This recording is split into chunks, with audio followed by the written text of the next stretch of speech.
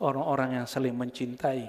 Al-mutahabbun itu orang yang lebur pada rahmat lil alamin, yaitu Rasulullah yang bersifat Rahman dan Rahim, yang kasih sayangnya tidak hanya kepada seagama, apalagi cuma sepaham, yang beda faham, beda agama pun dia sayang.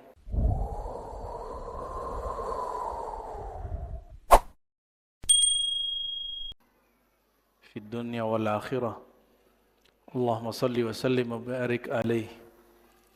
Amma ba'du, habibana yang kita cintai, beliau ini termasuk yang saya cari lama juga. Ternyata beliau nyari saya juga udah lama. Kenapa? Karena saya nyari Sayyid yang Azamat Khan. Lo ketemu. Saya kira sudah habis. Ternyata masih banyak. Dan bahkan kiai-kiai di Jawa rata-rata zuriat Azamat Khan. Ya. Semoga beliau dan saudara-saudaranya Ba'alawi Allah islahkan. Amin. Amin. Dan kita tambah cinta kepada Rasulullah SAW dan zuriat-zuriatnya. Amin ya Rabbal. Kalaulah benar, jadi yang bertengkar sekarang itu saudara sama saudara, benar nggak? Kita doa semoga ada yang tua, yang sepuh, yang karismatik mengislah mereka. Dalam Al-Quran, فَأَصْلِحُوا بَيْنَ أَخْوَيْكُمْ. Damaikan, islahkan antara saudara-saudaramu. Jika benar nih Ba'alawi dan satu lagi, Azamat Khan dan apalah namanya, mereka bersaudara, fa'aslihu, wajib diislah. Ya, maka kajian-kajian kita bukan lagi kajian cari-cari kesalahan. Islah itu kajian mencari persamaan. Ya, dalam hadis Imam Tirmizi dikatakan, ta'allamu ansabakum tasilu arhamakum. Ya, pelajarilah nasab bukan untuk menghina nasab orang, tapi agar menyambung kasih sayang. Ya, semoga ini terjadi juga pada kita semua yang hadir. Namun nasab itu ada dua, ada tiga. Ada nasab darah. Suku Jawa, suku Sunda, suku Batak, Bugis, Padang. Itu nasab berdasarkan darah. Ada nasab ilmu. Nasab apa? Tamatan mana, alma mater mana, gurunya siapa, sanatnya siapa.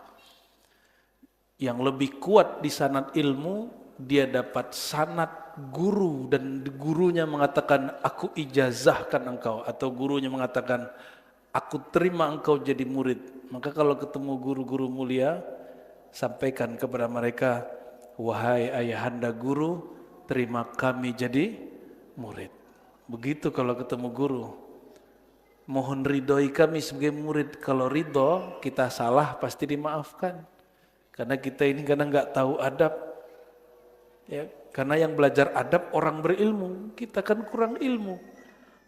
Semoga kalau kita kurang-kurang adab, beliau ridho, gitu maksudnya.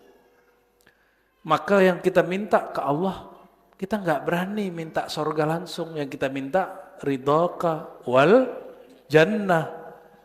Jangan langsung minta surga, nggak sopan. Minta ridho dulu, baru wal. Inna nas'alu ridhaka wal jannah. Ya Allah, mohon ridho engkau. Kenapa? Kami banyak salah, gak pantas masuk surga. Wal jannah, baru minta surganya. Kenapa?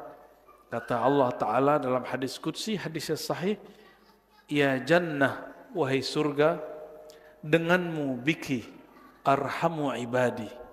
Aku merahimkan, menyebar rahimku kepada hamba-hambaku. Jadi sorga itu simbol kasih sayang Allah. Ini baru pembukaan udah langsung serius nih. Dalam Sahih Muslim, di padang mahsyar nanti Allah membuat pengumuman. Langsung dia berkalam, apa katanya? Ainal mutahabbuna fiyya. Manakah orang yang dulu, kalau di Sahih Muslim, ainal mutahabbuna fi jalali. Manakah orang-orang yang dulu saling mencintai bukan karena sama partai politiknya, sama-sama NU, sama-sama Muhammadiyah, sama-sama Salafi, sama-sama Jamaah Tabligh, sama-sama senasab, sesama thariqah, sama kajian, bukan. Al-mutahabbuna fi jalali. Orang yang lebur saling cinta mencintai karena dia memandang keagunganku. Apa maksud keagungan Allah? Allah itu memberi setiap hari dan setiap detik Allah itu diingkari. Allah masih ngasih enggak?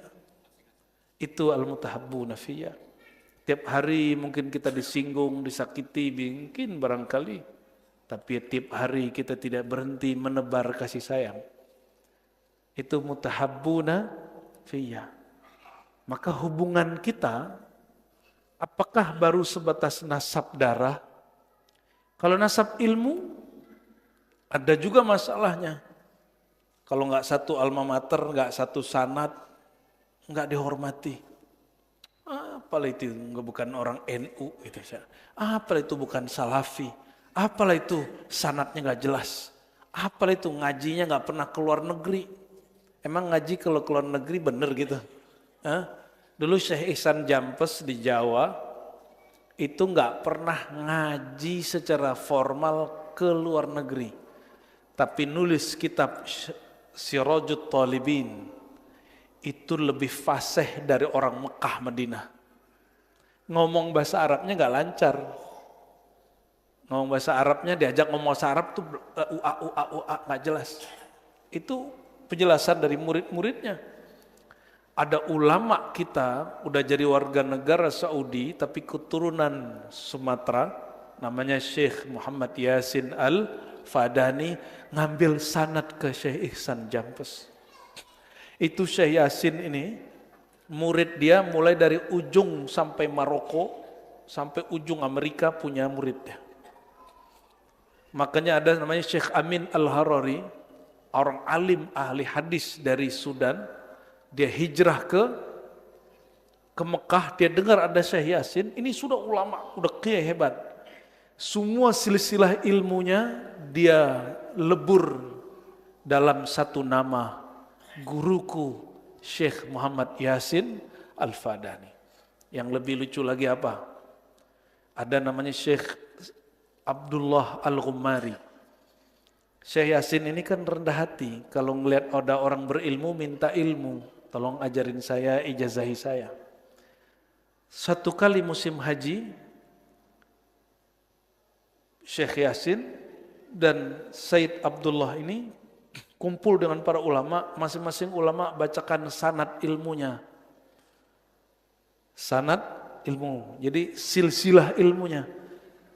Ketika sampai di Syekh Abdullah Ghummari, semua orang kaget. Wow, ini ilmunya tua, karena gurunya tua-tua.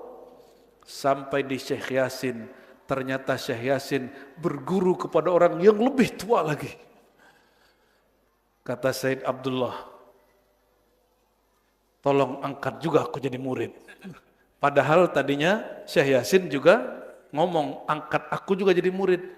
Mereka saling berguru. Itu orang berilmu begitu. Merendah karena ilmu. Karena ilmu itu sifat Allah. Ini bagian dari orang yang nanti dipanggil di akhirat. Ainal mutahabbuna bijalali. Mana orang-orang yang saling mencintai karena keagunganku, keagungan ilmuku. Tapi ada yang lebih murni lagi. Mau dia berilmu, tidak berilmu, tapi dia pandang ada nur di kalbu orang. Bahkan ada rahmat dimanapun. Masih ingat Bapak Ibu? Ini saya sering kisahkan tapi saya jarang sampaikan.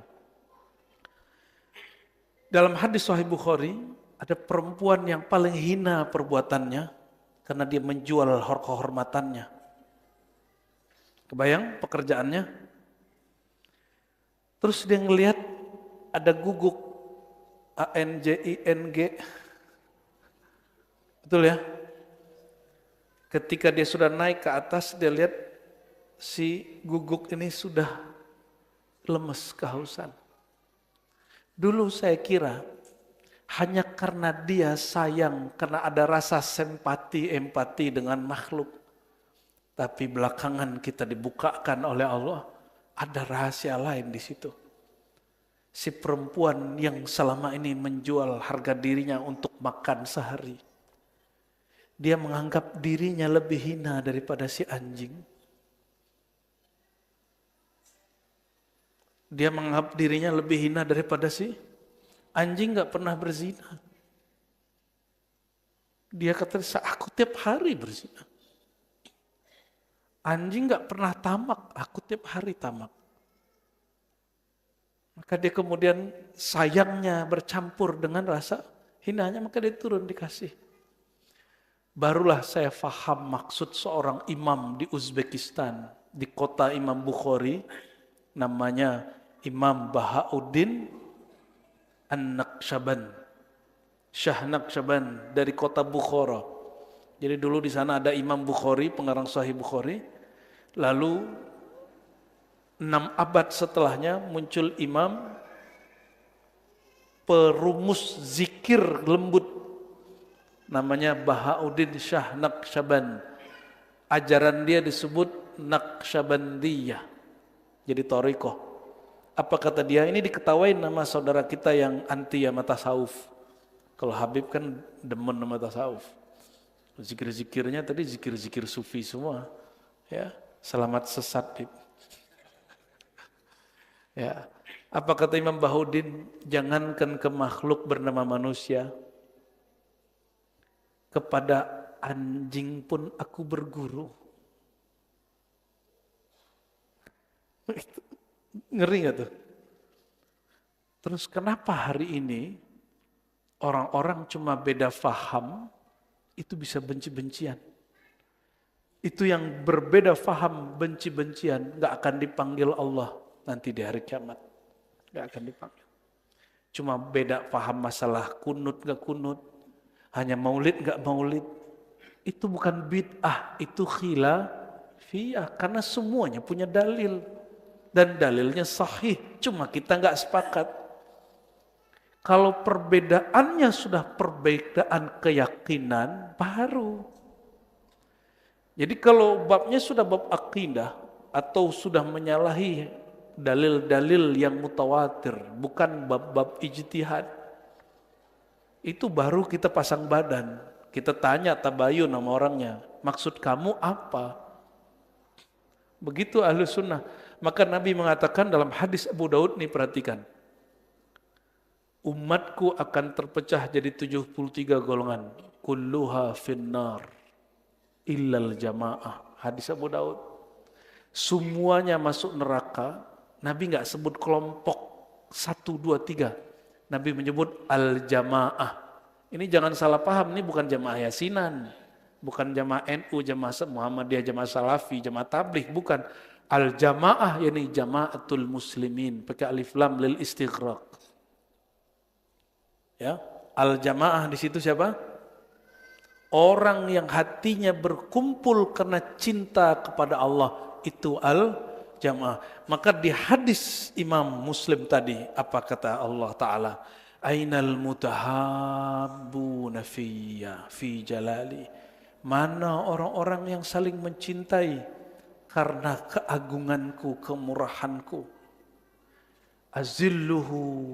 Azilluhum bizillin la zilla illa zillah. Nanti saat ini bahkan aku akan naungi dia dengan naungan yang tidak pernah ada lagi kecuali naunganku. Ini hadis kan hadis cinta ya. Itu ulama sebagian yang di hatinya ada kebencian kepada kelompok lain, saya meragukan kesejatian ulama begini. Ini saling jontok-jontokan lagi, gagal paham, debat. Apakah Allah mempunyai naungan, bayang-bayang? Gagal paham, Ustaz. Apakah Allah bersifat zillun? Apa arti zillun? Bayang-bayang. Hadisnya enggak membahas tentang perdebatan Allah punya bayang-bayang, enggak bayang-bayang. Dia debat di situ. Sama dengan orang membahas, ini mohon maaf, mau aswaja enggak aswaja, gagal faham kebanyakan. Jadi klaim kita aswaja belum tentu selamat kalau kita belum tentu sesuai dengan silsilah ajaran yang diajarkan Imam Ahlus Sunnah sebelumnya. Cuma klaim kan belum tentu benar. Contoh di surat Thaha, Ar-Rahman 'alal 'arsyis tawa, yang maha pengasih, yang kasihnya meliputi baik yang mukmin ataupun kafir, binatang, manusia, malaikat, alam semesta. Itu disebut Ar-Rahman. Alal arsy, terhadap aras, yang aras itu makhluk Allah paling besar, meliputi langit dan bumi, berarti meliputi alam. Istawa, yang Ar-Rahman tadi kasih sayangnya istawa. Apa arti istawa? Bersemayam. Itu terjemahan.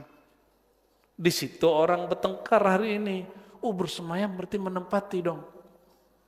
Padahal fokusnya bukan pada apakah Allah istawa. Fokusnya harusnya di Ar-Rahman. Apa bedanya? Orang Arab biasanya mendahulukan kata kerja sebelum kata benda. Harusnya nih, kalau versi bahasa Arab yang standar, istawar rahman alal arsy.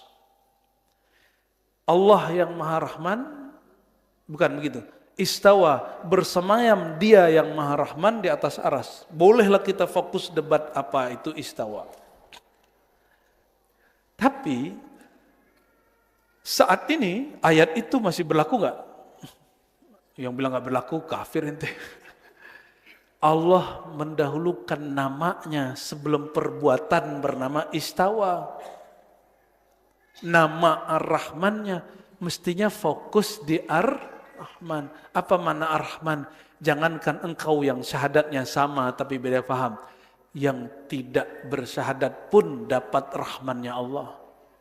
Lo kok jontok-jontokan mah beda paham? Berarti nggak dapat Ar-Rahman alal arsis tawa.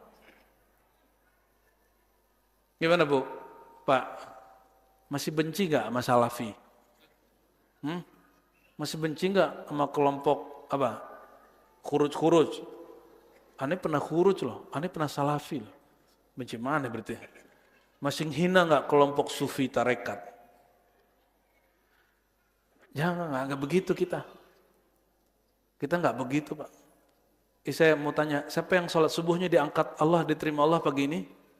Angkat. Yang diterima Allah pagi ini siapa? Ada nggak? Kalau kalian nggak tahu, jangan pernah menghina orang lain. Jangan pernah merasa lebih mulia dari orang lain. Tapi kalau ada yang jamin subuhnya diterima pagi tadi, saya cium tangannya. Tapi tunjukin dong terimanya gimana.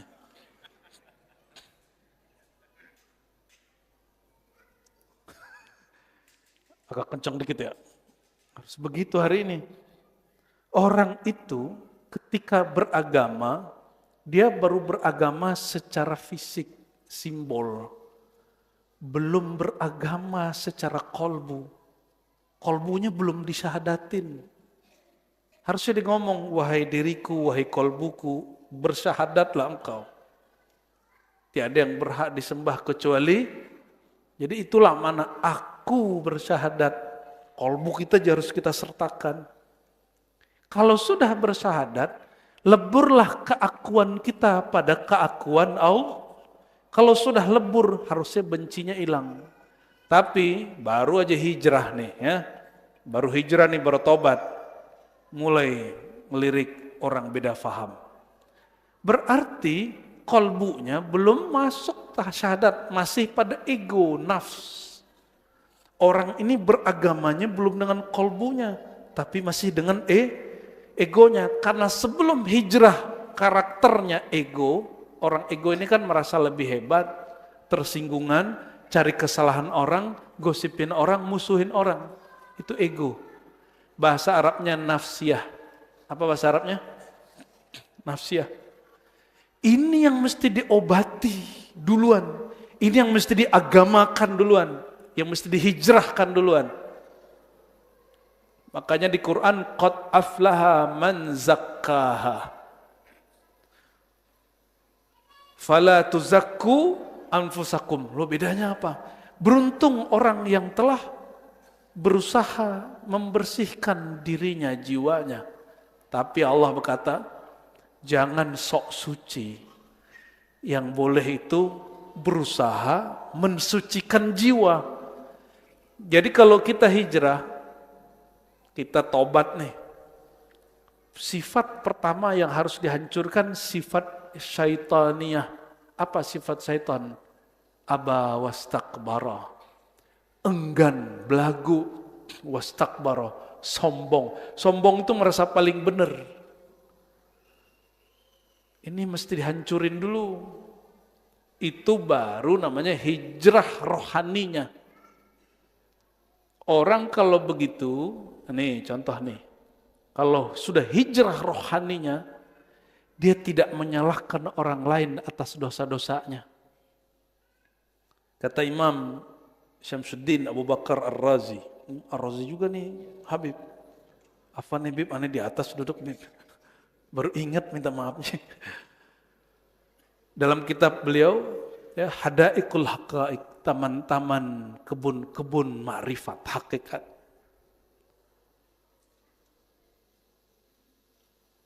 Jadi beliau,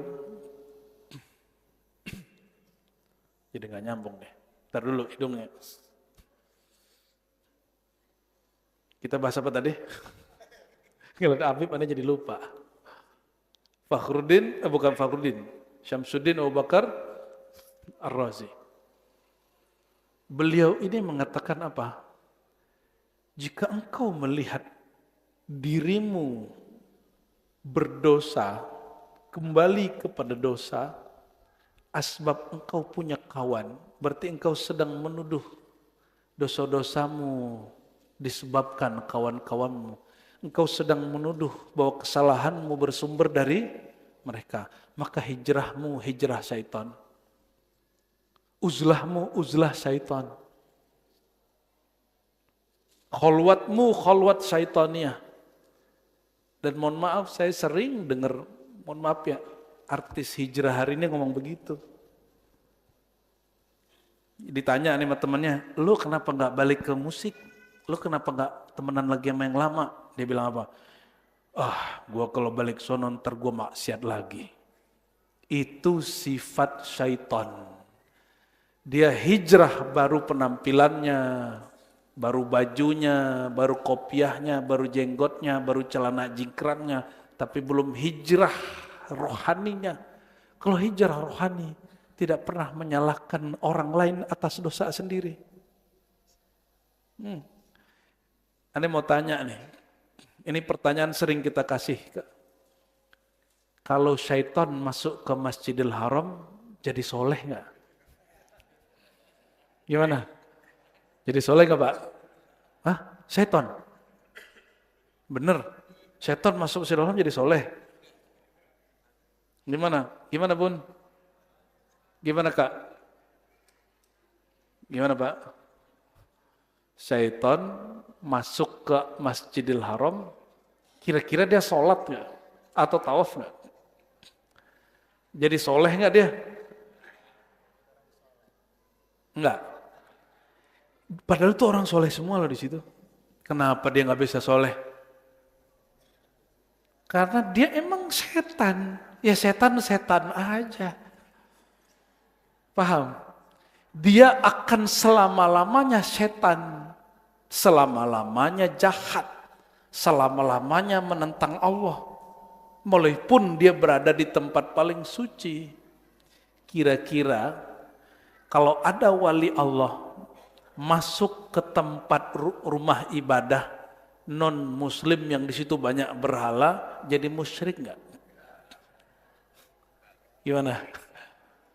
Mohon maaf nih bapak-bapak yang soleh-soleh ini, imut-imut ini, masuk ke klub malam. Mohon maaf nih, itu imannya rontok nggak? Maksiat mungkin, tapi imannya rontok nggak? Ini bukan pembenaran. Maksiat ente mungkin, matanya ngeliatin bening-bening. Tapi ininya ngelawan. Jangan. Nurnya bekerja. Ini salah, ini salah, ini salah, ini salah. Dan puncaknya jika dia melakukan satu dosa besar di situ, selesai, itu nyeselnya bukan main. Artinya nurnya masih bekerja. Artinya apa? Orang bermaksiat seapapun selain syirik, dia tidak akan pernah jadi syaitan. Dan antum begitu, karena ada orang seksi di situ, atau emang entenya yang birahi? Emang kitanya yang birahi, atau emang ada di situ yang buka aurat? Jadi kita maksiat ini karena orang buka aurat, atau emang mata kita gatel? Ini pertanyaan buat bapak-bapak nih Bu. Gimana Pak? Ini serius nih, kita aja nih, biar ibu gak usah tahu. Mata nih maksiat, karena ibu-ibu itu bajunya seksi, atau mata ente yang gatel?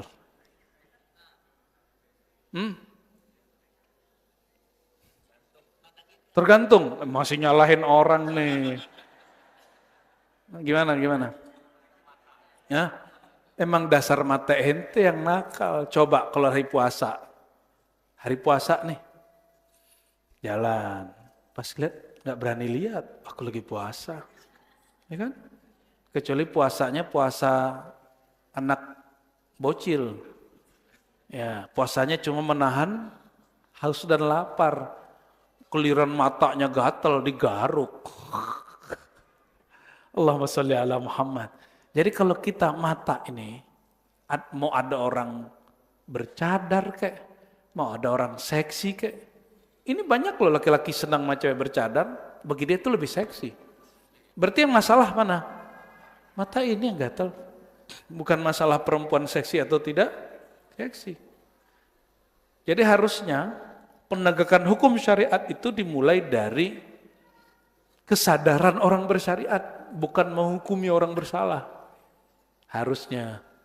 Jadi kesadarannya bil ilm, dengan ilmu, bukan dengan ancaman. Ini karena dari kecilnya hidupnya dibesarkan dengan pendidikan ancaman. Jadi tiap kali mau sholat ancam dulu, neraka lo nggak sholat, baru sholat. Neraka kalau nggak puasa, baru setan kau nggak zakat, baru zakat. Jadi diancam dulu baru soleh. Kenapa? Karena kita dididik menyalahkan orang atas kesalahan dan menggantungkan harapan ke orang untuk kesolehan. Gue nggak berani ke sono lagi, kenapa? Ntar mereka ngajak lagi, nggak bener. Ini kalimat kata Imam Syamsuddin Abu Bakar Ar-Razi nggak bener. Yang tepat gimana? Saya tidak berani lagi kembali ke kawan lama. Kenapa? Takut saya nanti jebak mereka lagi. Gitu baru benar. Aku tidak berani kembali ke teman-teman lama. Kenapa? Khawatir aku penyebab mereka sesat. Itu baru benar. Bukan menyalahkan orang, baru hijrahnya benar. Baru tobatnya benar. Tobat itu sederhana aja. Tidak menyalahkan orang lain atas kesalahan yang kita buat. Ya. Allahumma sholli ala sayyidina Muhammad. Maka nanti ketika Allah panggil ainal mutahabbuna bijalali, manakah orang yang betul-betul saling mencintai karena keagunganku? Kira-kira kita layak gak berdiri? Berdirilah orang yang berdiri, kata Allah, kamu gak masuk. Kenapa? Kamu baru beda faham dikit, udah benci-bencian. Kamu cuma urusan nasab, benci-bencian. Kamu beda ideologi, beda partai, benci-bencian. Kamu beda suku, benci-bencian. Kamu urusan bola, bunuh-bunuhan. Kamu urusan percintaan, benci-bencian. Cinta kok benci? Lengkap. Makanya Allah itu menyebut kul in kuntum tuhibbunallah. Jika benar kalian cinta kepada Allah, fattabi'uni. Fattabi'uni kalau terjemahan apa, Bib? Ikuti aku, itu terjemahan.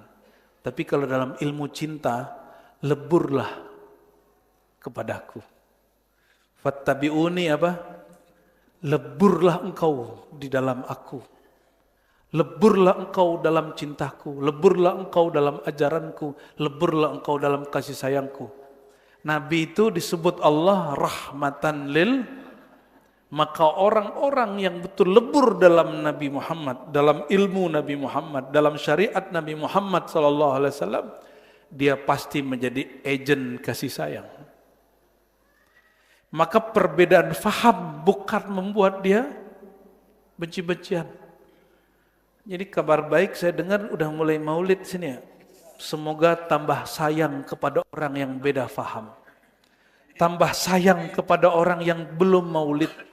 Orang yang membid'ahkan maulid itu kan sama kayak saya dulu. Kalau ngeliat orang maulid tuh kayaknya sinis. Apa tuh Nabi udah mati dipanggil-panggil. Gitu, nggak ngerti. Karena di doktrin Nabi kalau udah mati, mati aja. Ya salam. Lebih mulia Nabi apa? Syuhada. Syuhada kata Allah, la taqulu liman yuqtalu fi sabilillahi amwat. Jangan pernah kamu katakan para syuhada itu mati. Jika para syuhada tidak boleh kita sebut mati, syuhada ini jadi syahid asbab siapa? Ajaran Nabi Muhammad SAW. Sallallahu alaihi. Jika para syuhada tidak boleh disebut mati, antum punya adab gak nyebut Nabi mati? Maka Imam Subki, murid pengarang Hikam Nota'ilah Sekandari, Imam Subki apa kata dia? Aku berangan-angan orang yang bilang Nabi mati atau Nabi miskin itu dipenjara atau minimal ditakzir kena hukum. Cuman dia gak pernah kerjain, itu cuma angan-angan dia. Karena orang ini kurang ajar sama Rasulullah SAW. Apalagi yang ngajarin bahwa Nabi orang tuanya masuk neraka. Walaupun ada hadisnya, tapi ada adabnya. Ini imam namanya Abdurrahman bin Mahdi. Siapa? Abdurrahman bin Mahdi ini orang sezaman dengan Imam Syafi'i. Imam Syafi'i nulis kitab Ar-Risalah, asbab beliau salah satunya. Apa kata Imam Abdurrahman bin Mahdi? Aku akan potong ahli fikih, ahli hukum, coba-coba menilai hadis sahih tidak sahih. Karena itu bukan bagian mereka. Kata beliau yang kedua, aku juga akan potong, aku akan sembelih orang yang ahli hadis, coba-coba ngomong hukum halal haram. Hari ini orang baru baca hadis, sudah berani ngomong sunnah dan bid'ah. Itu kalau ketemu Abdurrahman bin Mahdi biasa repot tuh, bisa digorok-gorok sama dia itu. Tapi sampai mati beliau nggak pernah motong dengan motongnya pakai burhan, pakai dalil, pakai ajaran, pakai kata-kata. Abdurrahman bin Mahdi umurnya panjang. Sampai dia punya murid namanya Ali Ibnul Madini. Muridnya ini ahli hadis. Mengerti bahwa hadis itu ada yang zahirnya sahih benar, tapi hadis ini bermasalah kalau dicek dengan satu ilmu yang disebut ilmu ilal. Ilmu ini seperti dokter-dokter spesialis. Apa kata Bukhari? Sering dengar Imam Bukhari? Imam Bukhari ini gak ada tandingnya. Tapi Imam Bukhari kalau jumpa sama Imam Ali Ibnul Madini, murid Ibnu Mahdi, langsung dibilang, saya gak pernah keder kecuali ketemu Ali Ibnul Madini, murid Abdurrahman bin Mahdi. Itu ilmunya. Asbab Imam Syafi'i. Asbab siapa? Jadi kalau ada hadis akidah, nanyanya ke orang ahli, walaupun hadisnya sahih, belum tentu maknanya. Contoh tadi, mengatakan orang tua Nabi masuk neraka. Karena orang tua di situ belum tentu bermakna orang tua Abdullah dan Aminah. Kenapa? Di Quran kata orang tua artinya macam-macam. Contoh nih, apa kata anak-anak Nabi Yakub? Nabi Yakub nanya, kalau aku mati kalian sembah siapa? Ini Bapak Ibu kalau mau mati nanyanya gimana ke anak? Kalau mati kalian ngapain? Makan apa gitu. Aku kalau mati tanah ini buat ini gitu ya. Gitu ya. Kalau punya tanah. Kalau Sayyidina Yakub ketika mau meninggal dia nggak nanya kamu makan apa, karena Allah yang jamin rezeki anak waktu kita hidup. Allah. Kalau kita mati, nggak ngapain sulit. Kalau punya suami, siapa yang jamin anak? Allah. Kalau suaminya nggak ada, siapa yang jamin anak? Sama ibu ya, bapak ya. Lalu anak-anaknya jawab, na'budu ilahaka wa ilaha abaika Ibrahim wa Ismail wa Ishaqa. Kami sembah wahai Yakub. Yakub ini Yakub bin Ishak bin Ibrahim. Berarti Nabi Ibrahim siapanya Nabi Yakub? Kakek. Coba sebutan ayah orang tua dalam Quran ini adalah kaidah untuk cara memahami hadis tentang orang tua Nabi neraka. Benarkah cara memahaminya? Sehingga orang-orang itu kemudian mengharamkan maulid, salah satunya karena itu juga. Ini perhatiin, ini surah Al-Baqarah ini. Na'budu ilahaka wa ilaha abaika. Kami sembah Tuhan engkau hai Yakub. Dan Tuhan abakmu, abumu, bapakmu, orang tuamu. Siapa orang tuamu? Ibrahim. Ibrahim siapanya Nabi Yakub? Kakek. Wa Ismaila wa Ishaqa. Ismail siapanya Nabi Yakub? Pamannya. Ini yang ngomong anak Nabi Yakub berarti kan kakek paman. Kakek paman pun disebut abah. Kakek langsung pun disebut dengan apa? Nih coba cek, ada orang datang ke Nabi, terus nanya, ya Rasulullah, abiku di mana? Sorga apa neraka? Nabi ini kan dapat akses melihat alam lain dengan izin Allah. Maka Nabi jawab, finnar, masuk neraka. Keceplosan. Maka jangan nanya-nanya aneh-aneh sama wali, nanti dibuka, repot ente. Ya, si Anu gimana di alam ono gitu. Terus dibuka, repot, kita nangis. Ya. Orangnya sedih, Nabi enggak tega.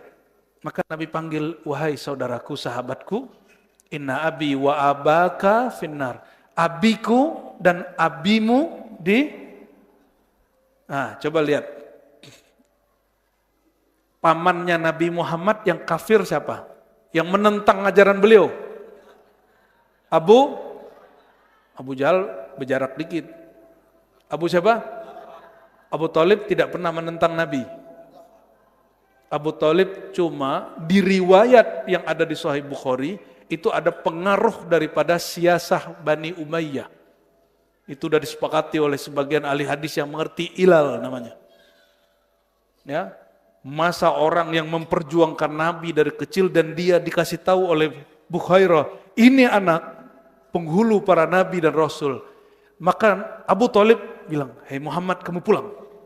Dipulangin langsung Karena Abu Thalib percaya Nabi Muhammad adalah penghulu para nabi dan rasul. Cuman riwayat yang ditonjolin apa? Riwayat beliau sebelum meninggal tidak sempat syahadat. Ini sudah dikoreksi oleh gurunya ulama-ulama Nusantara yang di Mekah. Hadratus Syekh Hasyim Asy'ari, pendiri NU, pendiri Muhammadiyah siapa? Ahmad Dahlan. Mereka punya guru namanya Ahmad Khatib Minangkabau, mereka punya guru namanya Bakri Sato. Bakri Sato punya guru Sayyid Ahmad Zaini Dahlan Al-Jailani Al-Hasani Al-Makki Summa Al-Bandani. Orang tinggal di Mekah, wafatnya di Baqi' Madinah. Ini guru termasuk guru dari penulis Simtid Durar. Beliau mursyid Tariqat Qadiriyah, Khalwatiyah, dan juga Ba'alawiyah. Apa kata beliau? Abu Thalib fil jannah. Abu Thalib dia orang yang selamat, dijamin masuk surga. Kenapa? Abu Sufyan baru tobat 2 tahun setengah sebelum Nabi wafat, itu baru tobat. Itu masuk surga kok.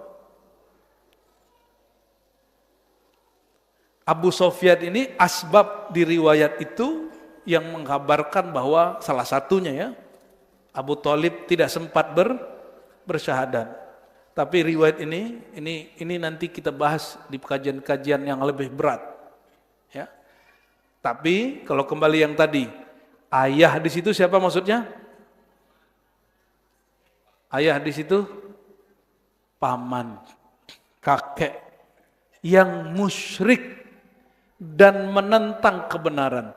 Abu Thalib tidak ada riwayat dia musyrik dan tidak ada riwayat dia menentang Nabi Muhammad sallallahu alaihi wasallam. Berarti yang dimaksud siapa? Ya, walaupun ada sebagian ulama menyebut itu Abu Thalib, tapi itu yang tepat Abu Lahab. Tabbat yada Abi Lahab wa tabba. Jadi saya bilang nih, orang tua ente masuk neraka. Sedih kan? Kita aja sedih, masa Rasulullah enggak sedih? Maka ada satu riwayat yang hasan, Abu Lahab nih punya anak, namanya juga Fatimah. Itu nangis, karena di jalan kena bully orang. Apa buliannya? Wahai anak ahli neraka gitu. Wahai putri raja neraka, kira-kira gitu. Nangis datang ke Nabi, lalu Nabi sidang itu orang, Nabi katakan, la tu'zul ahya bil amwat. Jangan sakiti orang hidup karena dosa orang mati. Karena perilaku orang mati. Maka kita juga gak benci sama anak PKI karena bapaknya PKI. Anaknya belum tentu PKI toh. Kita gak benci sama orang yang bapaknya Hindu, Buddha, syirik, musyrik. Kalau anaknya sudah kepada Allah. Bahkan kita gak perlu benci siapa-siapa. Karena Rahman dan Rahim Allah Subhanahu wa ta'ala. Kalau Rahman dan Rahim sudah memenuhi kolbu, pasti tumpah. Ini kalau air penuh tumpah enggak? Tumpahnya keluarnya hitam atau bening? Jika memang kolbunya tumpah ruah dengan Rahman Rahim Allah, yang keluar tumpah ruah di sini apa? Pasti Rahman dan Rahim. Maka jika Allah sering mengulang-ulang Bismillahirrahmanirrahim, dengan namanya, dengan namaku yang penuh kasih sayang kepada semua makhluk. Itu beliau ulang-ulang. Berapa kali Allah menyebut Bismillahirrahmanirrahim di Quran? 114. Dengan surat An-Naml. Maka guru kami mengatakan minimal kamu punya wirid sehari baca Bismillahirrahmanirrahim 114. Ada yang mau ngamalin? Kalau berani, kalau enggak minimal tiap makan. Makan bismillah, minum bismillah, jalan bismillah. Nanti adakah kita bergerak 114 gerakan setiap hari? Ada enggak? Ada? Mungkin lebih. Itulah cara bismillah yang sebenarnya. Bismillah kalau di atas sajadah, bismillah, bismillah, bismillah, itu wirid namanya. Itu enggak keren. Bagus, tapi enggak keren. Yang keren itu mau jalan bismillah, mau makan bismillah. Ngapain aja bismillah. Mohon maaf.